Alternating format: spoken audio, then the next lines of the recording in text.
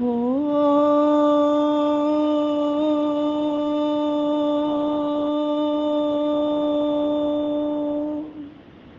यो भूतं च भव्यं च सर्वं यश्चाधितिष्ठति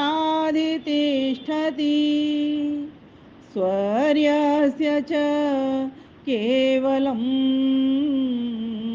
तस्मै ज्येष्ठाय ब्रह्मणे नमः। तस्मै ज्येष्ठाय ब्रह्मणे नमः। ओ नमस्ते अस्तु आयते नमो अस्तु परायते नमस्ते प्राणतिष्ठत आसीनायोतते नमः। आसीनायोतते नमः। आर्य समाज राजेंद्र नगर में उपस्थित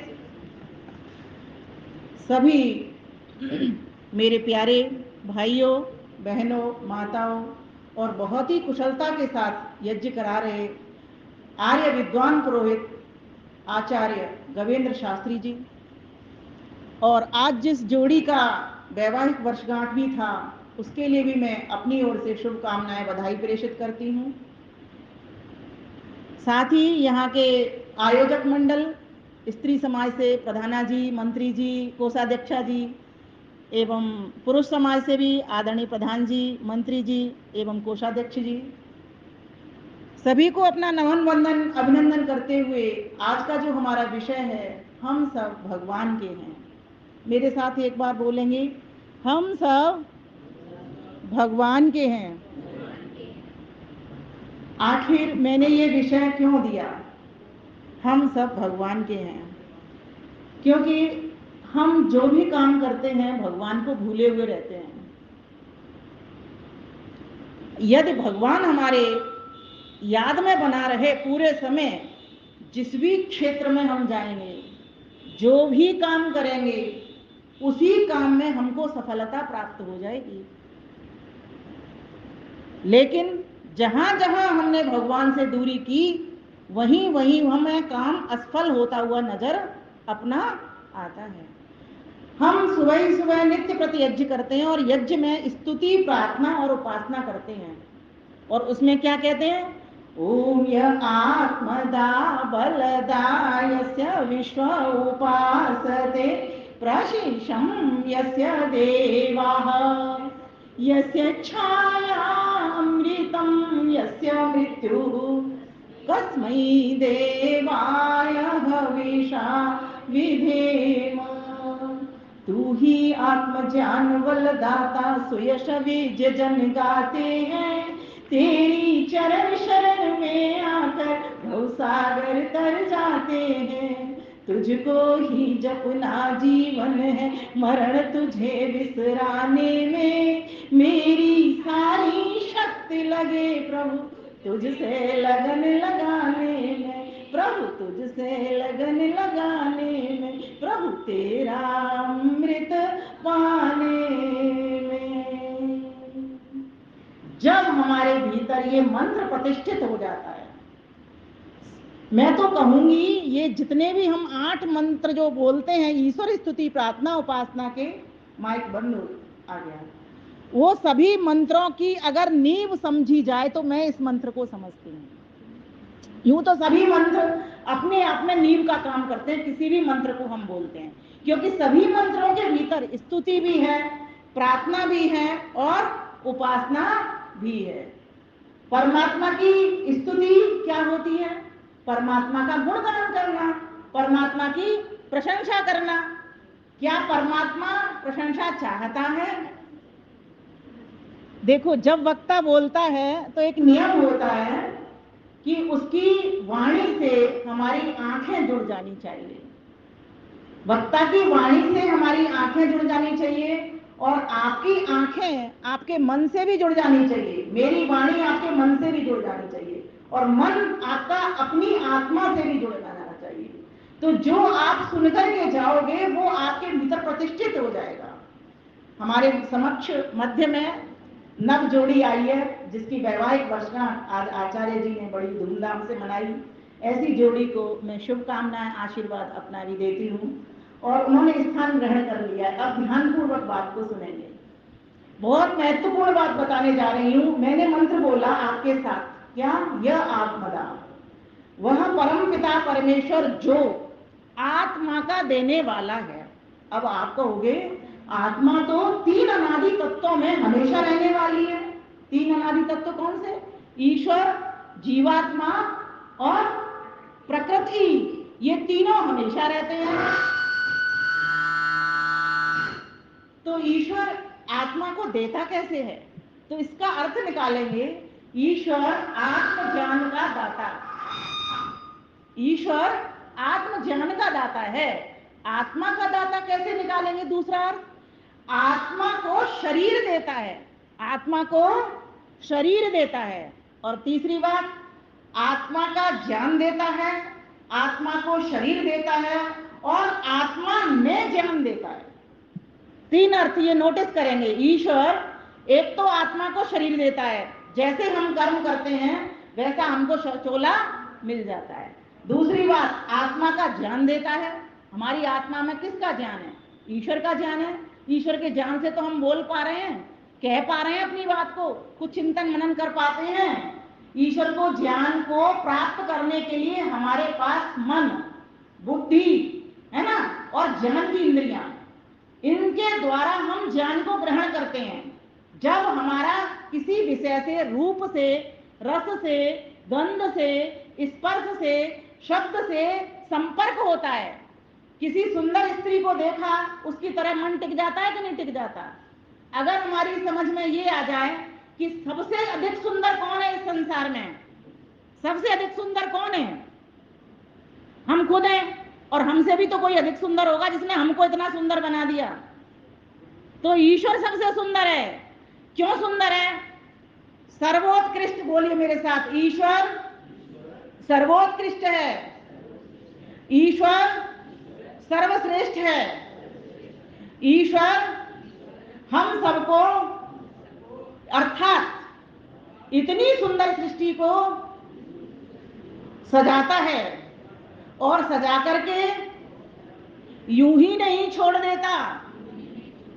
उसकी व्यवस्था करना, उसकी रक्षा करना, उसका पालन करना और जर्जर अवस्था होने पर उसका नाश करना, फिर नए शरीर में नए सिरे से सृष्टि काल में वापिस उसी तरह से बना देना। ये काम कोई कर सकता है क्या? नहीं कर सकता, बताइए।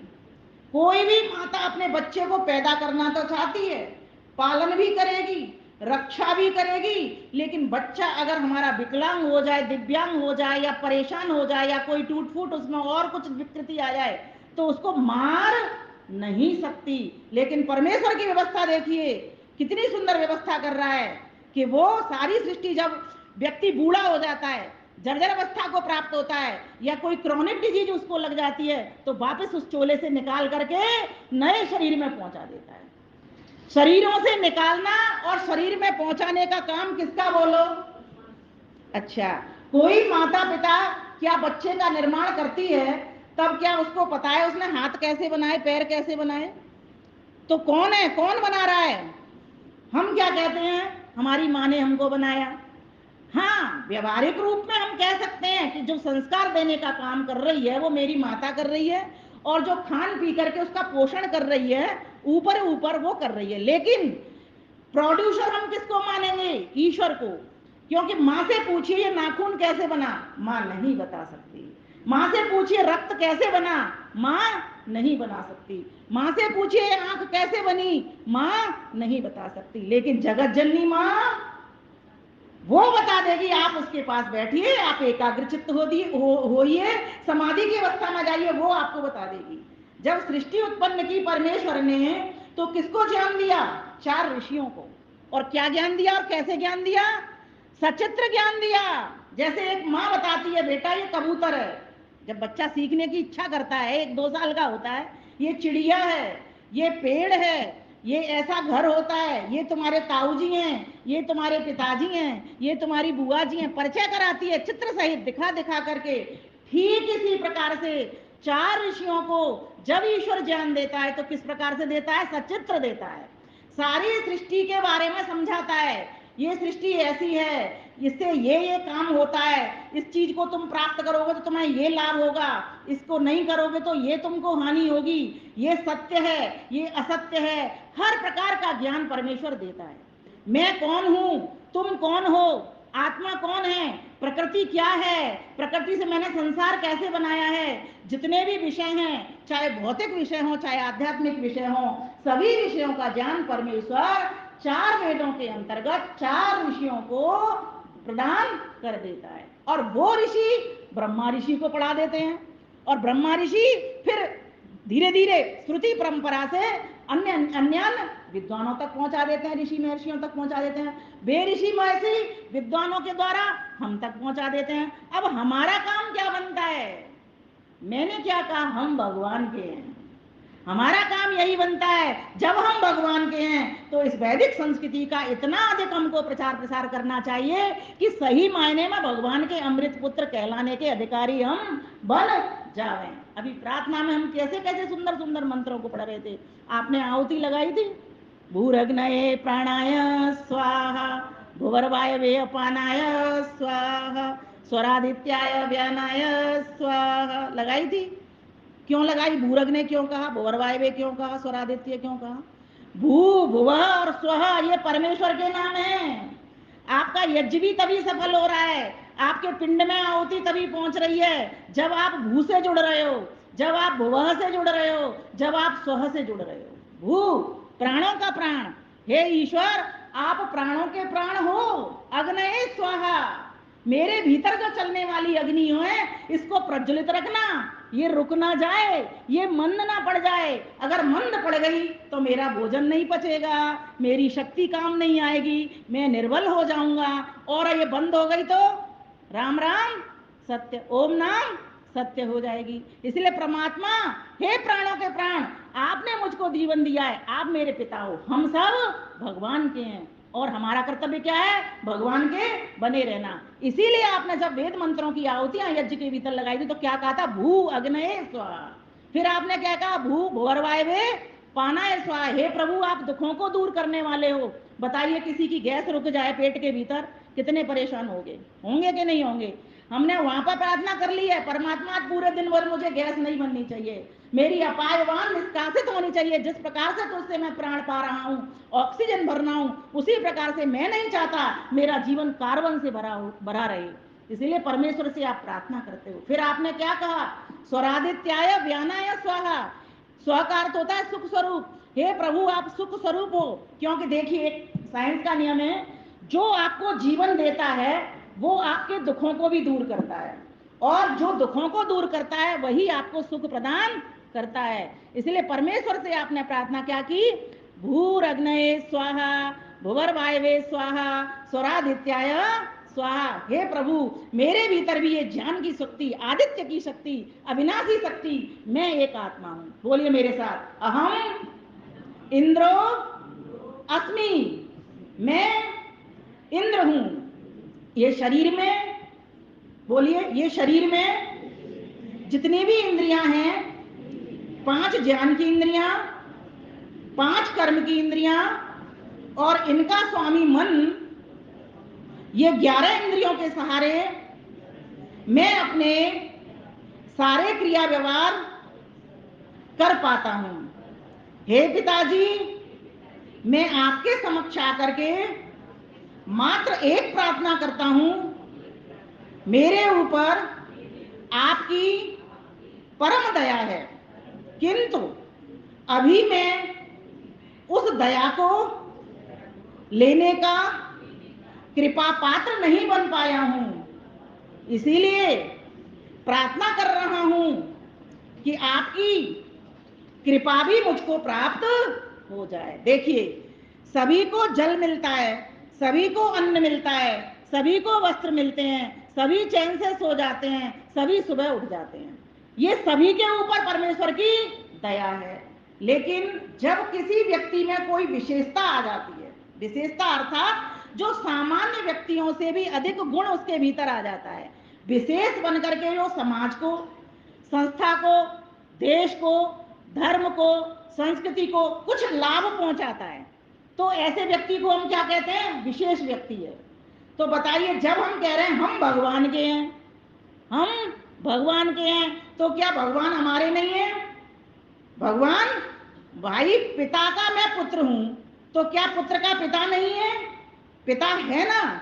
जब पिता है तो पिता के गुण पुत्र के भीतर आ जाने चाहिए कि नहीं? आने चाहिए ना। पिता कैसे कर रहा है? निष्काम कर्म कर रहा है। वेद क्या कहता है?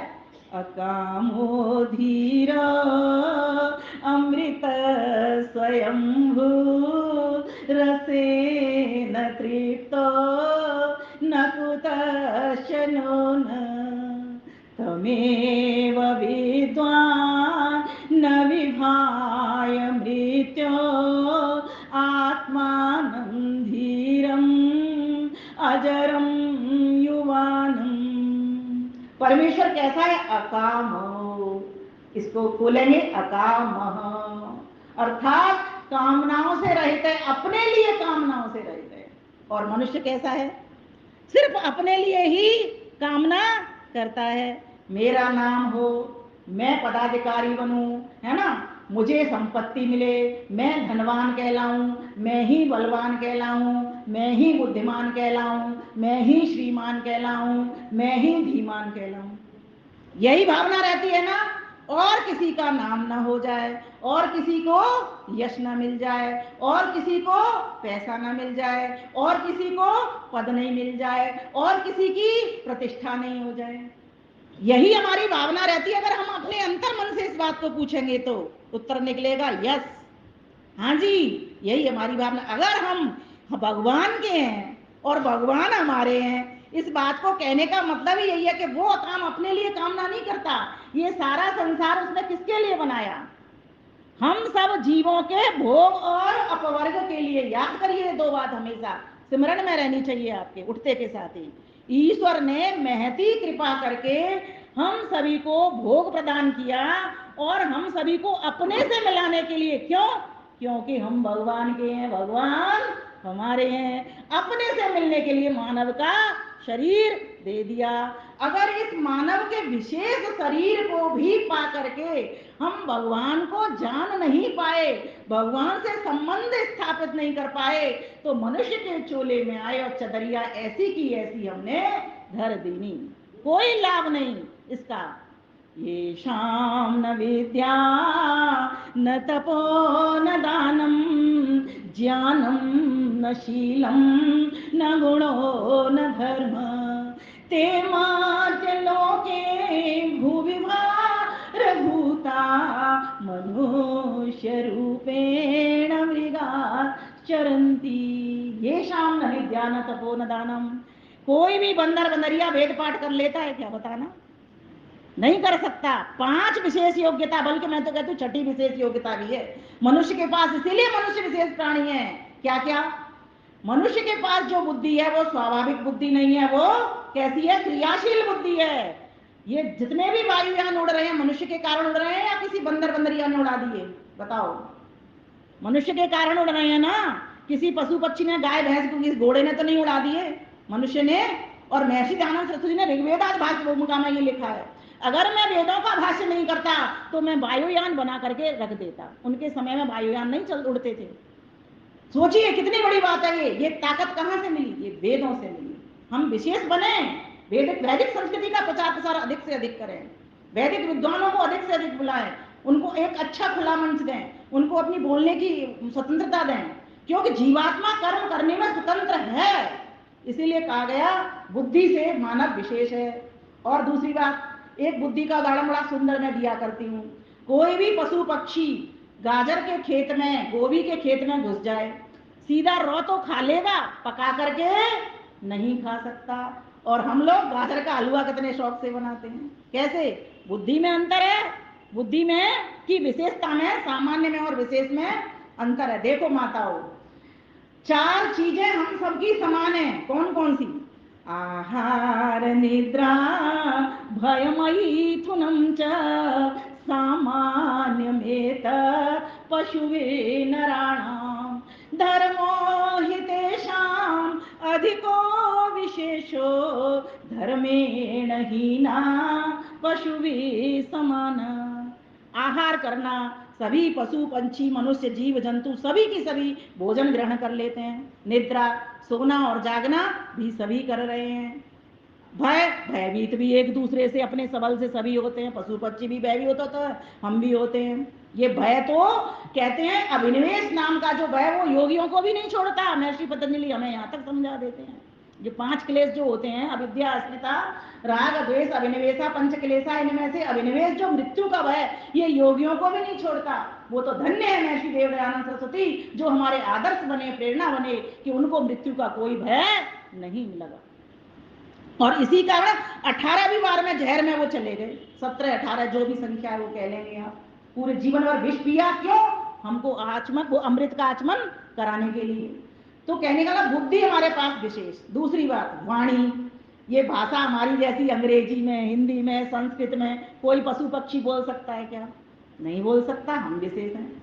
और पाणी, 2 हाथ, आपको दिखेंगे उनके 2 हाथ, इतना तो कर सकते हैं, अपने बच्चे को पकड़ लेंगे, अपने बच्चे को खिला लेंगे, लेकिन इन दोनों हाथों से भी दान नहीं कर सकते। और वेद ने, वेद का जो ज्ञान है वो किसको दिया? मनुष्य को दिया। यदं वदासु से त्वमग्ने भद्रं करिष्यसि तवेतत् सत्यमंगिरा। ईश्वर क्या कहता है? ईश्वर हमको समझा रहा है, यदं वदासु से, मैं भी तुमको भर भर के दूंगा। कब दूंगा? जब तुम मेरे मित्र बन जाओगे। और मित्र का काम क्या होता है? जैसे वो हमको दे रहा है, ईश हमें देते हैं सब कुछ, हम भी तो कुछ देना सीखें। हवा प्रकाश हमें मिलता है और मेघों से मिलता पानी, बदले में कुछ नहीं देते हैं, इसे कहेंगे बेईमानी। इसीलिए दुख भोग रहे हैं, दुख को दूर भगाना सीखें। ईश हमें देते हैं सब कुछ, हम भी तो कुछ देना सीखें। इतना बोध बस व्यक्ति को करना है। मैंने आगे तो अभी बढ़ी नहीं हूँ, त्रैतवाद की तो पुष्टि की ही नहीं मैंने अभी बस इतना सा सामान्य व्यवहार का ज्ञान दे रही हूँ। इतनी बात अगर हमको समझ में आ जाती है, उसका निष्काम कर्म ईश्वर का समझ में आ जाता है, तो हम भगवान के हैं और भगवान हमेशा हमारे मन में बने रहेंगे कि वास्तव में ईश्वर इतना काम कर रहा है और मैं कुछ नहीं कर पा रहा, मेरा पुरुषार्थ 0 है, 0 है, लेकिन पाना चाहता हूं कितना सुख, बहुत बड़ा सुख चाहता हूं। तो मंत्र ने क्या कहा? अभी तो मेरी 6 बातें बताने वाली हूं आपको। बुद्धि, और तीसरी बात कही मैंने पाणी, अर्थात दोनों हाथ, ये भी विशेष है। चौथी बात, कर्मों की स्वतंत्रता। मनुष्य को कर्मों की स्वतंत्रता मिली हुई है और पशु भोग योनि के प्राणी होने से बंधन में पड़े हुए हैं। इसीलिए आपने देखा होगा, उनकी आंखों से आंसू तो देखे होंगे, लेकिन किसी भी प्राणी को आपने हंसते हुए नहीं देखा होगा। एक हाइना के बारे में बताते हैं। एक हाइना ऐसा पक्षी है जो कि है करता है। अब वो उसका स्वर है, वो उसकी हंसी नहीं है। तो हम मनुष्यों को परमेश्वर ने क्या योग्यता दी है? कर्म करने की स्वतंत्रता। हम अच्छा कर्म करके ऊपर भी जा सकते हैं और हम बुरा कर्म करके नीचे भी गिर सकते हैं। तो ये पशु पक्षियों से सबसे हमारी अलग विशेष योग्यता। तो पहली योग्यता कौन सी थी? बुद्धि से विशेष है। दूसरी कौन सी थी? भाषा से विशेष है। और तीसरी, 2 हाथों से विशेष हैं। हाथ उनके भी दिखते हैं, लेकिन हमारी तरह वो दान नहीं कर सकते, कोई मंदिर नहीं बनवा सकते, कहीं अभावग्रस्तों में पहुंच करके उनके अभाव को दूर नहीं कर सकते। ऐसा कोई कर सकता है? पशु पक्षी नहीं, लेकिन हम कर सकते हैं। तो यह हमारे पास विशेष योग्यता है। तो बुद्धि, वाणी और पाणी, और चौथी कर्म करने की स्वतंत्रता, हम स्वतंत्र हैं, कुछ भी करें। और 5वीं बात, वेद का ज्ञान, पढ़ना और पढ़ाना, सुनना और सुनाना सभी आर्यों का परम धर्म है। सोचो, जो व्यक्ति वेद की समीपता करता है, मैं भी तो वेद की समीपता करती हूँ, इसलिए आपके समक्ष ब्रह्मा बन करके बोल पा रही हूँ। महर्षि देव दयानंद सरस्वती ने बड़ी कृपा की हमारे ऊपर। यदि वो हमें इस कलयुग में नहीं मिलते तो हम तो बिल्कुल मारे जाते, पैरों की जूती कहलाते। हमें तो ना वेद मंत्र बोलने दिए जाते, ना कुछ, ना यज्ञोपवीत हम पहन सकते थे, जबकि वेद तो स्पष्ट आज्ञा देता है हमको, क्या सभी स्त्री और पुरुष यज्ञोपवीत पहने, मैं धारण करूं, उपनयनामी, मैं इस यज्ञोपवीत को धारण करूं, और इमं मंत्रम पत्नी पढ़े, इस मंत्र को स्त्री भी पढ़े, ये वेद हमको आज्ञा दे रहा है। लेकिन हम लोगों को क्या सिखा दिया गया, हम ना वेद मंत्र पढ़ सकते, ना गायत्री मंत्र पढ़ सकते थे, और ना कुछ हम जनेऊ वगैरह पहन करके संस्कार करा सकते थे। आज मैं सारे काम करा रही हूँ, सभी 16 संस्कार, 2 मैंने अंत्येष्टि संस्कार भी कराए हैं। इसीलिए सिर्फ प्रेरणा देने के लिए कि महिलाएं सब कुछ कर सकती हैं, ऐसी बात नहीं है कि महिलाएं सिर्फ चौका चूल्हे का। अगर महिलाओं में ताकत है तो कहा ना, अहम उग्रा अहम विवाचिनी, मैं तेजस्विनी भी हूँ, अहम केतु, मैं ध्वज बायका भी हूँ, अहम केतु अहम ऊर्जा, मैं शीर्ष भी हूँ, पगड़ी भी मैं ही हूँ। कोई भी नारी के बिना ना परिवार चलता, ना समाज चलता, ना राष्ट्र चल सकता। नारी और पुरुष दोनों की जोड़ी ऐसी है, दोनों को मिलजुल कर जब तक काम नहीं करेंगे, देश धर्म संस्कृति का काम नहीं करेंगे, तब तक कोई परिवार समाज संस्था उत्थान की ओर नहीं जा सकता। इसीलिए क्या कहा। और छठी बात जो मैं कहा करती हूँ विशेष है, हमारे हंसने की मसल, ये जो मांसपेशियां, इस तरह से कौन पशु पक्षी आपको दिखता होगा, हंसिए जरा एक बार, हंसिए, बताइए गाय ऐसे हंसती है क्या? हंसिए ना, हंसिए हंसिए हंसिए, जोर से हंसिए, बताइए कितने अच्छे आप लग रहे हो। और एक हंसी कितने लोगों को मुस्कान दे रही है, कितने लोगों को मुस्कान दे रही है। यही तो चाहिए आज संसार में। हर व्यक्ति रो रहा है, कोई धन से दुखी, कोई तन से दुखी, कोई मन से ही दुखी, और कोई ऐसे ही दुखी, व्यर्थ ही दुखी है कि मैं खाली बैठा हुआ हूं, कुछ काम ही नहीं है मेरे पास। हंस भी लिया करो और हंसते हंसते किसी से वार्ता भी कर लिया करो, और जब चलो तो रास्ते में कोई मिलता है तो हंस करके झुक करके उसको नमस्ते भी कर लिया करो। ये तब जा करके आप विशेष बनते हो। इसीलिए कहा गया कि ये 6 विशेष योग्यताओं को जो व्यक्ति समझ लेता है, वही समझना कि भगवान का बनने के लिए जा रहा है, और ईश्वर की कृपा को महसूस कर रहा है, उसकी दया को अनुभव कर रहा है। तो हमारा क्या कर्तव्य बनता है, यह आत्मदा, वो परमेश्वर हमारी आत्मा के भीतर ज्ञान देने वाला, उस परमेश्वर ने हमको इतना बड़ा सुंदर शरीर दे दिया। सोचो, ये मन बुद्धि हमारे पास विशेष नहीं होती तो हमारा व्यवहार कैसा होता है। जिस व्यक्ति का ब्रेन डेड हो जाता है, वो शरीर कहते हैं कि ना, भगवान इससे अच्छा तो ये चला जाए, वही ठीक है। जो व्यक्ति पागल हो जाए, घर वाले कितने परेशान हो जाते हैं, कितनी नशा की दवाइयां खिला खिला करके उसको सुलाते हैं। और जो व्यक्ति शराबी जुआरी हो जाए, पूरा घर का सारा कुछ बर्बाद कर देता है, वो ना पत्नी को सुख, ना बच्चों को सुख, ना किसी को सुख, किसी भी प्रकार का। इसलिए एक विश्वास बना करके रखो, क्या भगवान हमारे हैं, हम भगवान के हैं। अब दूसरी बात बोलिए मेरे साथ, हम जो भी काम करते हैं, बोलिए, भगवान की दी हुई शक्ति से, बुद्धि से, भक्ति से, संपत्ति से, सुमति से कर पाते हैं। यदि भगवान हमको मन नहीं देता, बुद्धि नहीं देता, संपत्ति नहीं देता, हम लोग बड़े चौड़ा सीने करके जी मैंने धन कमाया, पिता से झगड़ा करते हैं, जी मैंने धन कमाया, तुमने मुझे क्या दिया। अरे जो पिताओं का पिता है वही सबका पिता है, परम पिता है, वही, उसी ने तुम्हारे दादा को दिया, उसी ने तुम्हारे पिता को दिया, उसी ने तुमको दिया, और उसी को तुम बच्चों को देगे, तुम अपना कुछ नहीं दोगे। हम लाए क्या था, क्या लाए थे संसार में, दोनों मुट्ठी बंधी हुई दिखती है हमको, क्या लाए थे इसमें, मात्र एक जाति, आयु और भोग, जिसके कारण आपको फल मिल गया। महर्षि पतंजलि ने हमको बता दिया, मनुष्य की जाति मिल गई, और क्या चाहिए। मनुष्य की जाति सर्वश्रेष्ठ जाति मिल गई, इससे आप ऊपर कितना भी चढ़ सकते हो, मोक्ष को भी प्राप्त कर सकते हो। और आयु भी मिल गई, लगभग एवरेज आयु अगर निकालेंगे तो 100 वर्ष की आयु मिल गई। वो एक अलग बात है, आपने बुरा खाया, बुरा काम किया, है ना, सब लोगों से आपने बुरी बुरी भावनाएं ली, तो फिर आप अपना जीवन खत्म भी कर लोगे, या आपने फांसी लगा ली, अब आपके ऊपर स्वतंत्रता है। या एक्सीडेंट कर दिया किसी से तो आप भी मारे गए, वो सामने वाला भी। तो इतने गलत गलत अधर्म के काम, पाप के काम जब आप करते हो, गड़बड़ सारी करते हो, तो फिर आपकी उम्र भी घट जाती है। और जब आप महर्षि दयानंद सरस्वती की तरह अपने योग बल के द्वारा अपने शरीर को मोटा कर लेते हो, मतलब स्वस्थ, मोटा से मतलब ऐसी फालतू चर्बी मेरी तरह नहीं, आपकी चर्बी स्वस्थ हो, आपका खून दौड़ता हो, आपके शरीर में इंद्रियों में ताकत हो, बल हो, आपके मन बुद्धि ठीक प्रकार से सही दिशा में और उत्तम होकर के काम कर कर अच्छा निर्णय लेकर के काम कर सके, ऐसी ताकत हमको ईश्वर ने प्रदान की। तो सोचिए, यह आत्मदा बलदा, हम शारीरिक रूप से, बोलो, हम शारीरिक रूप से, हम मानसिक रूप से, हम बौद्धिक रूप से, हम आत्मिक रूप से स्वस्थ हो गए।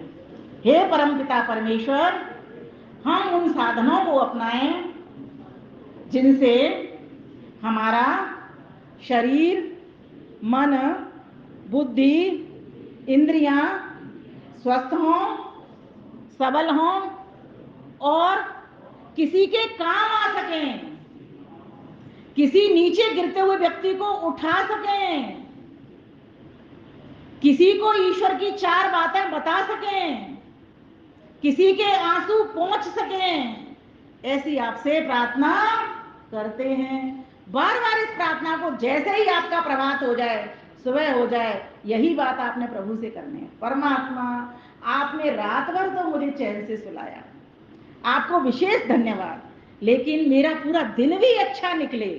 अच्छे से मतलब ये नहीं है कि जो मेरी अनुकूलता है वही अच्छी है, प्रतिकूलताओं को भी अनुकूलता में ढालना, ये मनुष्य के पास विशेष मन बुद्धि वाणी प्राणी स्वतंत्रता होने से ये आवश्यक है। सुख आएंगे, दुख आएंगे, दिन होगा, रात होगी, धूप पड़ेगी, छांव पड़ेगी, लेकिन भगवान कृष्ण ने क्या कह दिया? यो न हिष्यति न द्वेष्टि न शोचति न कांक्षति शुभाशुभ परित्यागी भक्तिमान में प्रिय। वही भक्त मुझको प्रिय है जो धूप पड़े, छांव पड़े, सर्दी पड़े, गर्मी पड़े, दुख आवे, सुख आवे, मान होवे, अपमान होवे, कोई तुमको फूल फेंके और फूल प्रदान करे और कोई तुम्हारे ऊपर धूल फेंके, सभी स्थितियों में आपको समान रहने का आना चाहिए। ये विशेष योग्यता वाला व्यक्ति ही तो करेगा। कौन करेगा बताइए? हम करेंगे। क्यों?